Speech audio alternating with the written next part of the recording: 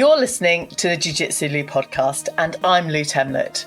I'm guessing you're having a good day because either you've been on the mats, considering getting on the mats, or maybe you're recovering from an arthroscopy. I'm so happy you're here listening or watching this episode. Please don't tap out before the end. When you get folded in two and you want to know more, keep training jiu-jitsu. I'd like to welcome Simon Morgan to my podcast. Hi Simon, how are you? Good, thank you. How are you? Very good, thank you. Thank you for joining me. We have met in person, which I absolutely love. And that was an over 40s open mat over in Cardiff with Bryn Jenkins and the amazing Rob Rutter, who organises all the over 40s Southwest region events. And there is one coming up on the 1st of December, which by the time this episode goes out, we'll have experienced another over 40s kind of fight club. Anyway, we can say more about the over 40s stuff later, but thank you for joining me, Simon. I do want to know what an arthroscopy actually is, please. Okay, so the one I had, because I'm not sure if they are different, but the one I had, they make two small incisions either side of your kneecap on the front, and then they go in with a small camera with tools fixed to it, and they repair anything that's gone on in the knee. So, for example, I had a cartilage tear at the back, and they cut it. So where it was a tear, they made it into a semicircle to make it stronger, took the parts that they cut off out, and then they had a look at my ACL at the same time, did a small repair on that, and then they flushed any of the rubbish out of there basically to make it like new. So yeah, that's all it is. So for anyone that's squeamish, if you haven't turned off so far, thank you for staying with us. I'm not very good with injuries and things like that, Simon, but you've been training for 15, 16 years and you're a black belt. So you must have seen your injuries and kind of experience along the way. Tell me a bit more about how the last 15, 16 years have been for you with Brazilian Jiu Jitsu. They've been absolutely brilliant. I wouldn't change a thing. I've had some serious injuries, torn bicep, broken a few fingers, but who doesn't? It's anybody that gets to black belt will have their fair share usually, unless they're young. I started when I was late 20s, early 30s doing Brazilian Jiu Jitsu, so I was already on the tail end of a rugby career, so to speak, as well. But I'd had injuries in that as well. So my body was already, in trouble, I think, when I started jiu-jitsu. So I think some of the younger generation probably don't get as bad injuries because they look after themselves a bit more now. They do a lot of yoga and things like that, and eat better than I probably do, along with their training. Yeah. So I think probably there are a number of listeners that would have had a rugby career prior to training Brazilian Jiu-Jitsu. Is that kind of generally the flow, less kind of physical, brutal combat on the sports field to maybe gentler combat on the Brazilian Jiu-Jitsu mats? I think in Wales, especially where I live, most guys my age have played rugby or done a little bit of rugby, and women, for that matter. It's huge. So I think the nicer thing about jiu-jitsu than there is in rugby is you're no longer part of a team when you're actually competing. So you're part of a team, obviously, when you go training every day and when you train with your teammates. But when you're on the mats and you compete, it's a very singular thing. And I think that's what I preferred to rugby. I think with rugby, sometimes I'd get mad if we didn't win. And you think you've done everything you could, and you still didn't win. Whereas with jiu-jitsu, you've only got yourself to look at if you don't win, So that's what I liked about it.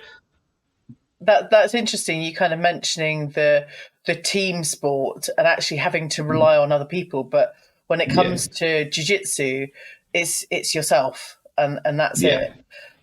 How did you kind of adapt to that? It sounds like it was something you were wanting to do and just be responsible and accountable to yourself. But how much of an impact did that have on your progress in the early years, shall we say? Yeah, I think I didn't take it too seriously. I just saw it as a hobby, and I still do Yeah, to a certain extent. I wouldn't say I'm a competitor or a high level black belt. I just see it as like it's so cheesy and corny, but it is a way of life for me. It yeah. fits in around my life. I don't know what I would be doing without it. It gets me through my Mm. day to day. And because I know, like you say at the start of your show, you're either going to train jiu-jitsu, or you're thinking about training jiu-jitsu. That's me 99% of the time. I'm thinking about my next jiu-jitsu lesson, who I Yeah. might see there, what we'll be doing tonight. It's that kind of thing. It's always, and not in a bad way. I'm always looking forward to it. So Yeah. it's brilliant. Yeah, Thank you for highlighting that. I hadn't quite yeah, appreciated, but all of us that are involved with jiu-jitsu in one way or another, it's always on our mind. We're always thinking about, I want to say our next fix, because generally yeah. we're kind That's of definitely planning it, isn't out. it? Yeah, that's the best way to put it. It's 100% like that for me. Yeah, So yeah. But it, you've been yeah. So talk a bit more about um, yeah, what you get involved with on a daily basis now in your jiu-jitsu, and what kind of individuals you support, the bits you love about jiu-jitsu more than others. Obviously, coming off the so back of your injury. Yeah, I obviously love not being injured, but again, like everyone with jiu-jitsu, you've always got a some sort of a niggle on the go, haven't you? It's even the guys that have just started will have an achy back, or you might have had a lot of side pressure the night before, so your ribs and face are killing, shoulder of justice and things like that, isn't it? It's you're always aching. So but I love going to jiu-jitsu, and I love seeing my friends, having a laugh with them. Pulling their legs, then pulling my leg. It's a real, it's like a family. So I see them all as my little brothers and sisters, and that kind of, that's the sort of vibe I feel our gym has got. I'm very lucky in that sense, and I enjoy training in. We've got three clubs where we are. I enjoy training in all three of them. I'm lucky Yeah, enough to coach in one of them. How they have ever let me coach is unbelievable, though. But they do let me coach there. And again, the over 40s is another big thing I love. I really look forward to that because yeah, you get to meet lots of people of a similar mindset. Nobody's there to yeah, take limbs, are they? Everyone's there to have a laugh. We all have a giggle. We all laugh at each other when we're yeah, stretching, and and yeah, can't do the technique properly sometimes because we can't move in those ways anymore. So I love that feel about it. It's not too serious, but then when the yeah. rolling starts, that's kind of when the serious comes in, isn't it? Yeah. So I like that. That's so good. You sound incredibly humble for a black belt, and kind of take things in your stride throughout. Your kind of involvement with Brazilian Jiu Jitsu, and if you don't mind me saying so, you kind of come across like a regular guy. And now I know we all are, but sometimes when you meet black belts, there's that level of untouchable.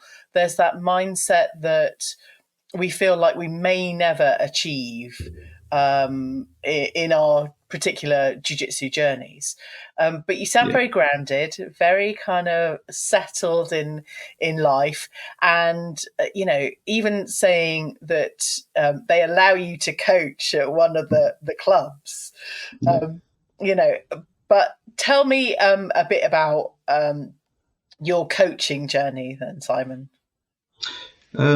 Yeah, I kind of just fell into it. Like I think like everybody does. That the more you go through the belts, the more your coach trusts you that little bit more to do that little bit more. And Yeah, so occasionally, like we've got a really hard-working black belt in our club, and if it hadn't been for Stuart, we wouldn't have any clubs where we are. But when so occasionally he might go off. He was a professional MMA fighter when he first started, so he yeah, might have to go away to fight, and then it would fall on people like myself and others. Luckily, not just me, so there wasn't all that pressure just on me. But he'd leave it to a few of us to coach the yeah, classes, and take the classes, the MMA stuff occasionally. It was a lot of fun, to be honest, because it was kind of that you learn more. I know it sounds counterproductive, but when you're teaching a technique and you're watching yeah, somebody else do it, you see the mistakes they're making, and sometimes you don't even know you're making those yeah, mistakes.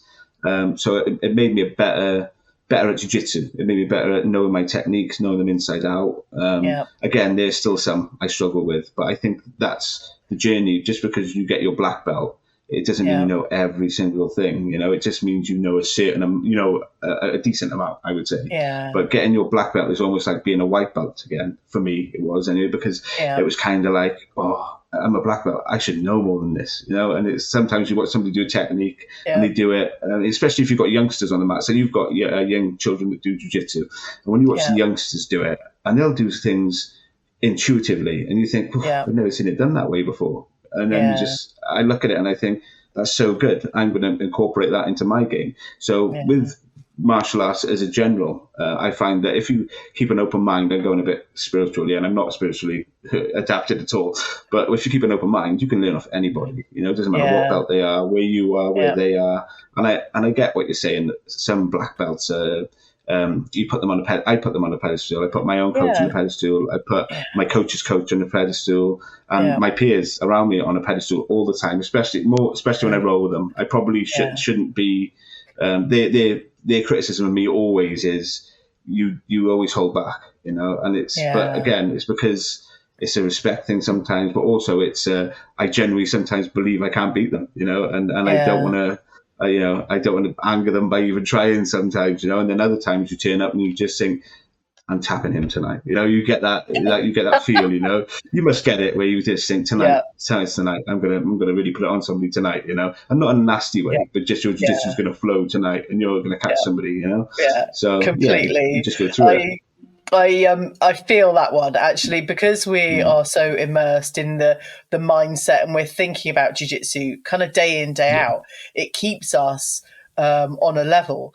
But you're right in yeah, saying that if you've got that thing, I've been thinking about some really nice shoulder submissions and an armbar, because I watched some younger athletes pulling off yeah, arm bars in seconds on me the other weekend, and I was like, I'm not really very good, but if I can observe and feel what it's like, then maybe I yeah, can bring it into my own game, which I yeah. did happily the other day, which I was quite pleased. I'll keep that on Brilliant. the lowdown. Arm Yeah, bars aren't my thing, but I think, you can visualize putting your opponent into a specific position. And sometimes yeah, it might take longer, like the whole yeah, 5.5, 6 minutes before you get that submission. yeah, yeah. But it's working on it gradually as we kind of go through. But that's exactly it. And also, I found in my own jiu-jitsu journey, I don't know if it's the same for everybody else, but you do a technique when you're a white or a blue belt, and you think, I'm never getting that technique. You almost put it to the back of your mind and just think, Yeah. that's one for skillful people, I always used to think. And Yeah. then as you get older and you go through the belts, not so much older, but as you get wiser and you go through the belts, it comes back around, and you start to link techniques together. So you'll start linking. So if I go to say the armbar and I can't get Yeah. the armbar, and they slip out, well, I can get to this, or I can get to that, I can get maybe to Yeah. the bow and arrow choke, things like that. Yeah. You just put little systems in place, and counter systems and things like that, and you'll be doing it now without even knowing it, and Yeah. then the next thing you know, you'll have a system that you do. And I think that's Yeah. how it worked for me, whether that's because my mind is wired different to everybody else, or because again, I learn through repetition, not through, you'll have people like this in your own class where they Yeah. get shown the technique once and they're off doing it and nailing people with it. And I'm just Yeah. thinking, I'm still on the 1, 2, 3 clap at that point, just thinking, what's going on? I mean, if you haven't got a 1, 2, 3 clap in your club, it's when the coach says that, they've done the technique and they go, everybody okay, 1, 2, 3, and everyone goes off, and I'm still trying to get the clap on time, So, and that still happens to me as a black belt. So, don't I love panic it. is my thing. Yeah, I think it'll come when it comes. Yeah.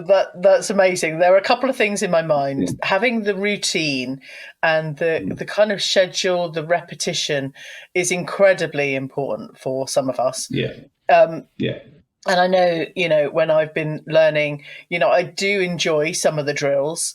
Some of them I'm not quite so okay with, because I've got injuries, because I feel like I'm not strong enough to do, a certain maneuver. But Yeah. the value of the repetition is incredibly important if you're trying to work on perfecting a particular move. But like you say, some of the younger ones, some others that just have it by being shown once, pull it off, and the rest of us are kind of sat back going, how the heck did you pull off that move without that Straight repetition of maybe days, weeks, months, or even years of practice? The other thing that's on my mind is I was shown a berimbolo a number of months ago. I still can't do the damn thing because I can't be folded quite in half and invert in the way that I want to right now. But maybe at some point in the next 10, 15, 20 years, I might be able to pull it off if I just have to keep thinking about it, maybe.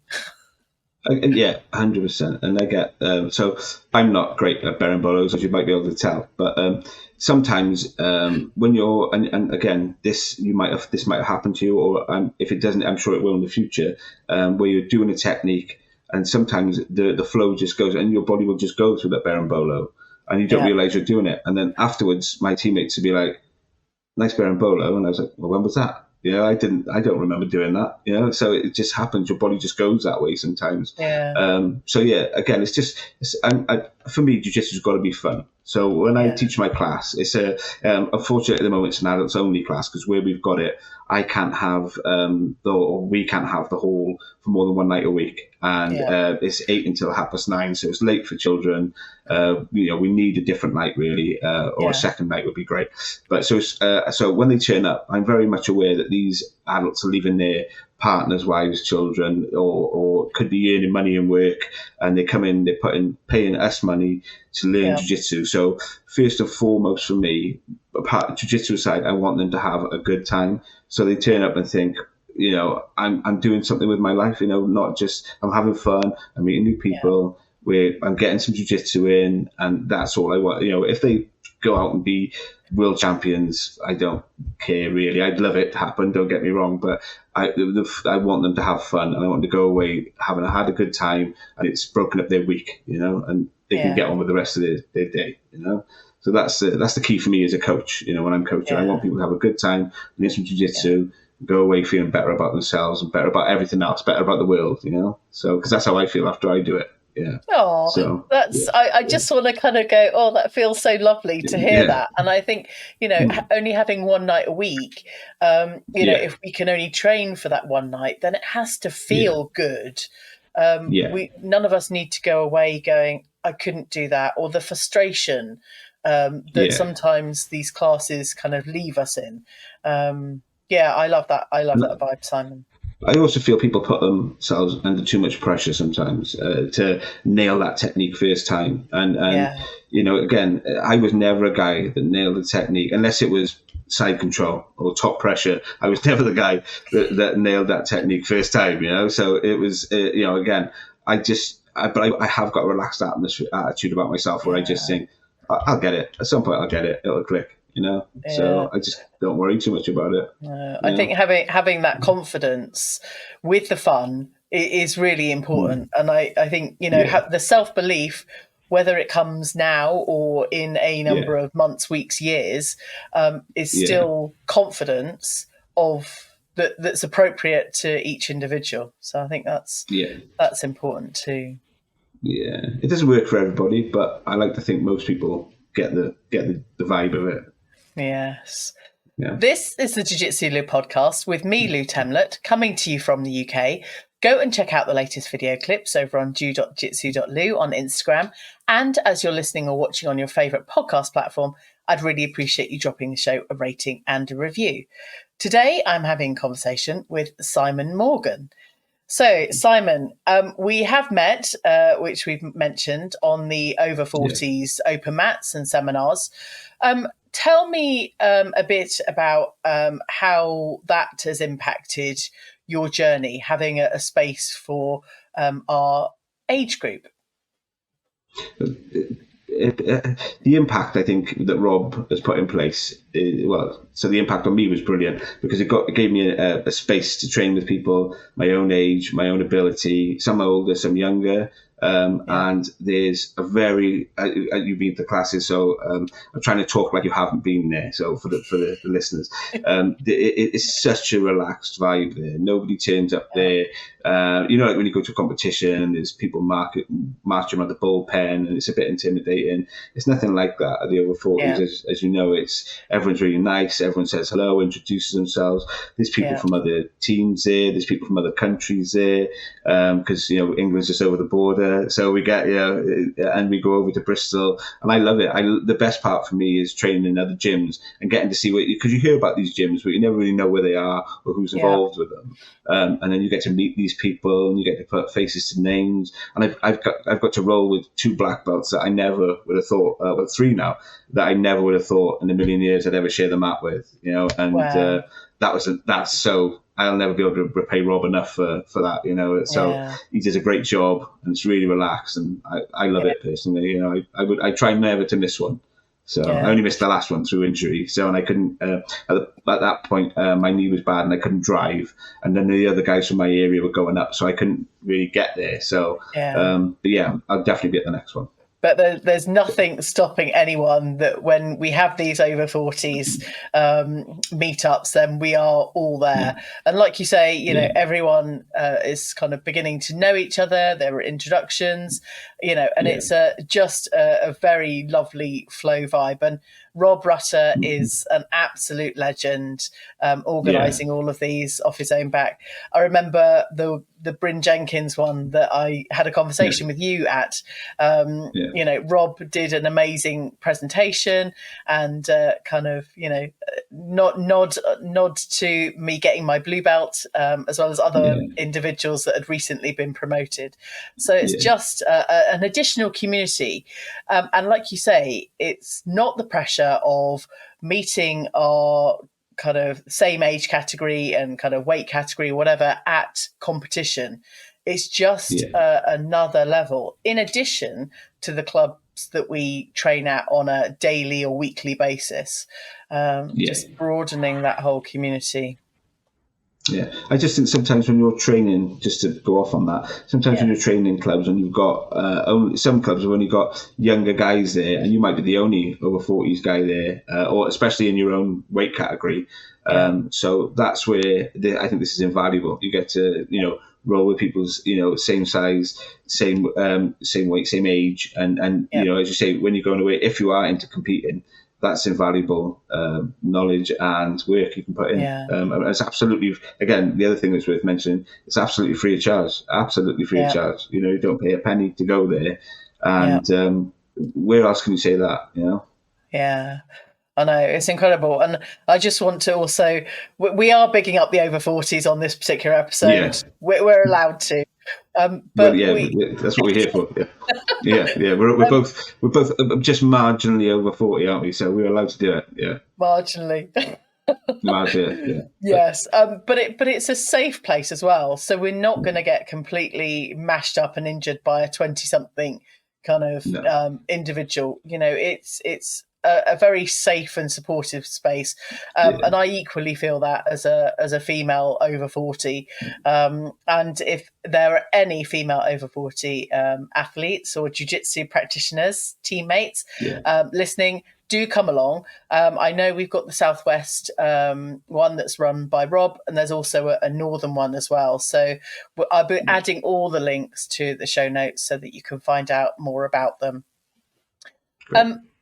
Simon, tell me about your black belt journey, because we are actually celebrating 1 year of you being a black belt by the time this show goes out. So congratulations on that. Tell me a bit about how that progression from the brown belt to black belt was for you. It was a long journey. So I think it was 4 years. I never really timed it because I'm the type of person in jiu-jitsu that I don't really look for my next belt. I do it because I love it, and the belts come as they come, So I'd still be doing it now if I was a white belt, because I just love it so much.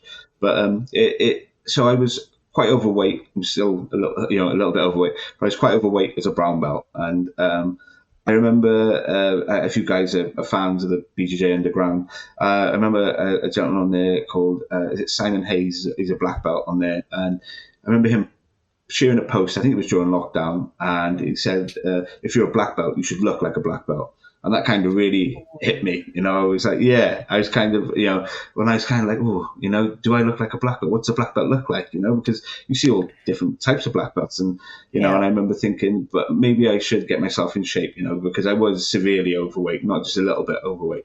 So I remember putting some effort in, training in the mornings, doing some cardio and some weights before at work, then training in the evenings doing jiu-jitsu. I did that for about a year, and I got myself back into fairly decent nick for a gentleman my age. And then I just worked at it. I didn't really work for my black belt. I just worked hard. I just trained. I coached as much as I could. The over 40s massively helped. I was hoping to compete more at brown belt, but it just didn't materialize for me, unfortunately. Just every time I'd sign up for a competition, it was like a jinx, and I'd get injured almost straight away. And I got really upset by it a few times, because you just think everything's going well, and then you pick up a niggle and you think, oh, it's just a niggle, and then it turns into something bigger, and then all of a sudden you're pulling out of a competition. And I was probably a bit harder on myself than I should have been, and I never really got to compete. And then luckily, I go to Scotland once a year with some friends, and I managed to train at the Highland top team up there, and I rolled with a black belt up there, and he was like, oh, because I didn't believe in myself that I was even close to being a black belt at that point. And he was like, he really bigged me up, and I thought, oh, he's just super nice, And then, again, I rolled up with black belts at the over 40s. And again, I was holding my own, doing okay, and I thought, oh, maybe I am, learning. And then the next thing I knew, I was getting my black belt. It came out of nowhere, and I was kind of speechless. For anybody that knows me will tell you that I'm never speechless, especially at training. I'm always when I roll with people, especially my teammates. I'm the trash talker in the room, so I'll be talking to the white belts, blue belts, the brown belts, even the other black belts while we're rolling. And not everybody likes that, but I like it to have a bit of fun when I'm rolling. And if they hammer me, they hammer me. It is what it is, But and I'll always shake their hands afterwards. But I was absolutely speechless when I got my black belt, because it's kind of you're a blue belt now. And you just think that black belt just seems years away. Before you know it, it'll be here, and you won't realize how quick that journey's been. So So if I could give anybody any advice on your journey, enjoy the belt you're at. Really enjoy it. Compete if you want to, or don't. There's no pressure, but just really enjoy the belt you're at. Yeah, because before you know it, you're on the next one. Yeah. I kind of feel like it's new information to me when you're saying that actually the journey is so quick. We kind of go through our childhood years, and if any of you have children, then they do grow up incredibly quickly, and before you know it, they're tapping you out on the mats. Thankfully mine. I train on my son too. Yeah. They're slightly too young to completely tap me out right now, but I feel like it's only a matter of years before they're, submitting me in seconds. But it's really heartening to hear, to appreciate the time and the journey as the kind of months and years kind of progress. That it's not a race, this is very much a long game, and it progresses, sounds like, quicker than you might realise. I mean, you look back now, and it's, as I say, when we were first talking, it's 16 years, and I can't believe it's been 15, 16 years, but it feels like I started 2 weeks ago to me, Again, I should know, because I didn't have grey hairs when I first started. I think I even had hair when I first started. But, and some of the kids that started with us when we first started our clubs up, I've got mortgages and kids of their own now, but I still see them as kids, unfortunately, So it's, it's a tough one. But I think, I see myself doing jiu-jitsu until I can, forever, as far as I'm concerned. So I still feel like I'm on my journey, it doesn't matter where I end up, I just love it. Absolutely love it. Yeah. That's so good. I was doing the warm-ups in my gym the other night, and it was right near the poster that's got all the adult rankings as well as the kids rankings. And I was kind of looking down the list, And, obviously the white belt, blue belt, purple belt, brown, black, and then there's a kind of a series of white and red and other belts. Yeah. But the black belt Yeah. in that whole sequence was almost in the middle of that whole thing. Yeah. And I'm going, oh my gosh, it suddenly occurred to me whilst doing, shrimps or, no, what was I doing? I've gone completely blank now, Simon. Yeah. Bridges. I was doing bridges. Okay, Yeah. I have been training for 2 years. I should know. Yeah. I quite That's enjoy okay. the bridges. I can do those physically. Yeah. Legs overhead is bridge, getting yeah. easier now. There's less in the middle. Yeah. But yeah, it occurred to me that it's only half the journey in the scheme of life, when most of us, like you say, want to be training until we can't. So maybe that's into our 80s and beyond. Certainly that's my aim, that we can continue doing this for the next 40 or 50 years even. Because it's still a relatively new sport in the UK when you look in the grand scheme of things. Sport, I see it as a martial art. I shouldn't call it a sport, but yeah, it's definitely a martial art. Sorry about that. Yeah. But I just think you just don't worry about the belts. Just don't think about them. Just progress. So just work on yourself, work on your jiu-jitsu, and 100% work on having fun while you're doing both of those things. Yeah. And you'll be a good teammate. Everyone will enjoy it. You'll be in at the gym, and before you know it, you're where you want to be. Yeah. I mean, you're blue belt now. You're talking about doing bridges. You get to purple belt. You won't have to do any warm ups after that. Once you get to purple belt, warm ups out the window, aren't they? You turn up at 10 past the class starting, walk in, all that stuff, all the good stuff. Then. Last week's episode that I've actually just recorded was with Dan Lester, who is a purple belt. We made some conversation about checking the car park for the purple belts. And that's how it works in in the Carmarthen club. I'm constantly watching the door for the purple belts, and I always joke because I did karate years before. I did BJJ, and if you were late for karate, you had to sit at the edge of the mat until the sensei would let you on, and then you had to do push-ups on your knuckles. And I always joke with the purple belts that we're going to start doing that if they carry on. But I wouldn't enforce that, but don't tell them. All right, that's fine. But not that they'll be listening to this at all, Simon. Your cover's blown. Cover's blown. They shouldn't be. They should be getting to jiu-jitsu. That's what they should be. Yeah. Simon, I just want to come back to the thing you kind of read or saw about looking like a black belt.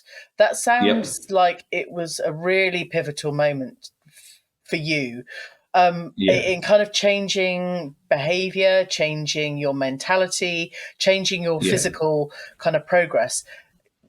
Tell me a bit more about that and how much of a kind of significant thing it was in your journey. It kind of hit me like a ton of bricks, really, is the only way I can say it. I read it, and I'm very much a muller. So if I read something, it might not impact me at that very second, but I'll mull things over in my mind. Or if I look at this conversation, I can guarantee you for the next week, I'll be mulling this over in my mind. Did I sound like an idiot? Did I say something silly? And I'm sure you do the same after you finish these things. So I'm a bit of a muller, and it just played in my head. It played in my head. And then I was looking at myself in the mirror, and I was looking at myself on the mats, and I was thinking, like you said about the bridging, there were certain movements I couldn't do, not because I was not strong enough, not because I wasn't I was injured, because I was overweight. Because I was overweight, I couldn't do some of these movements, and that is really not acceptable if you want to be a black belt. It's acceptable, I feel, at all the other belts, but if you want to be a black belt, the only factors in you not being able to do a move is that you can't do them physically, or that you're injured and can't do them. Anything else shouldn't really hold you back, I feel. That's just my personal feeling. I felt that's what Simon was trying to say. And I think also if once you're awarded your black belt, it is an honor. Any belt's an honor, really. But a black belt is the peak we're all sort of striving to. Again, for me, it's I'm heading to what I want is to be good at jiu-jitsu. The black belt was a byproduct of that. And I'm lucky to have it. But I'm also lucky to be semi-decent at jiu-jitsu. So, but again, I put the work in, I put the effort in. I do the diet when I can. I since my knee injury, I put a little bit more weight back on. But I'm back in the gym. I'm back working on that. But I absolutely love having a project to work on, and my project is myself. So, Yeah. it's what better project is there than to work on yourself? So, Yeah. again, though, probably mentally, I could work myself harder, but I don't. As you know, as you said, I'm quite laid back, quite relaxed, and I should work on myself harder mentally. But Yeah. physically, I will always tax myself if I can, because Yeah. it makes me feel great afterwards. The endorphins, as we all know, kick in, and you feel like you've Yeah. done something with your day. So yeah, it works well for me. Yeah. I think some of us often need some feedback or some fact or just Yeah, something to make us change. yeah, And just have that awareness. If we read or see something that resonates with us, there's a reason why it resonates. And it's down to us to make that decision to make a yeah, change, whether it's in our mental health, whether it's in our physical weight loss, or something else in our lives to have that awareness. And there's kind of the school of thought that could be, who is anyone else to judge, yeah, my weight or my appearance, yeah, the body positivity. But ultimately, we know that being strong and healthy is the only way to kind of continue yeah, life going forwards. And certainly, I've made some changes in my life to be able to lose weight and to be able to do some of those moves, but yeah. purely of the benefit to do more jujitsu more of the time. And I think it's a That's it, isn't great it? activity. I was just going to add on to that Yeah, the whole reason I lost the weight wasn't because I wanted to lose the weight. If I could have got yeah, away with doing those moves and eating the way I was eating, I yeah, 100% would have stayed eating the way I was eating. But because I yeah, couldn't do those moves, yeah, that was the one thing I could do to help myself do them. Sorry, I'm banging the yeah, table like it's in my head with it. But I was definitely I could lose the weight. I could then move better, and it yeah, just made my whole jujitsu game. I almost had a whole new jujitsu game to work from, yeah, and I was absolutely yeah, loving life at that point. yeah. Yeah, Yeah, it is good. I mean, the benefits of losing weight for jiu-jitsu, I've lost a stone, maybe a bit more recently, and my yeah, shrimping is improved. We can do yeah, these things in our lives, and it just makes our game so much slicker. yeah, Without jiu-jitsu, like you're saying, what would be the point? Where is our driver to kind of motivate ourselves? And not that we yeah, always need an external factor, but it makes such a difference for all of yeah. us, I think, to have something to kind of, you know, tag along and, Drive and towards. have that Yeah, progress in our journey. yeah, Um, yeah, so, Simon, you have a number of clubs. You coach yeah. at BJJ Pembrokeshire, is that correct? Yeah. Yeah. So they're not my clubs; they're my coach's clubs. I'm just Okay. allowed to. He permits me to go to them occasionally. But no, so BJJ Pembrokeshire is is my home club. I coach at BJJ Carmarthenshire, and then we've got BJJ Cams as we call it, and then we've also Yeah. got a club in Cardigan called BJJ Cardigan, which my friend Matthew runs. Yeah, and Okay. this Stuart as well. Yeah. That's really good. It sounds like you're taking over Wales as it stands. The Um, very the uh, very westest corner, the very westest corner. That's what we want. We just want the westest corner, okay, because that's the that's best good. part. Just so you know, if you ever come to Wales, that's the spot. Yes, Yeah, I agree. I have friends over yeah. in Pembrokeshire area, so I There we will go. be heading Yeah, your way. brilliant. Yeah, Yeah, amazing. yeah, Simon, what is coming up for you next over the course of maybe 2025 in your yeah. jiu-jitsu journey? And yeah, what's happening? Hopefully, a lot more of the over 40s BJJ. I know we've done that to death, but I just look forward to those. Yeah, yeah, Fingers crossed we can get another class at Carmarthen for another night on the week, and we can yeah, get 2 nights going there. But we've been looking for a long time, and it's tough going. That as soon as a property yeah, comes up, they get snapped up, and I know my coach gets mad every time another building goes. Just so hopefully get my knee rehabbed and yeah, get back on the mats, rolling with my teammates, having a yeah. lot of fun, and just enjoying my BJJ. Yeah. Oh, amazing.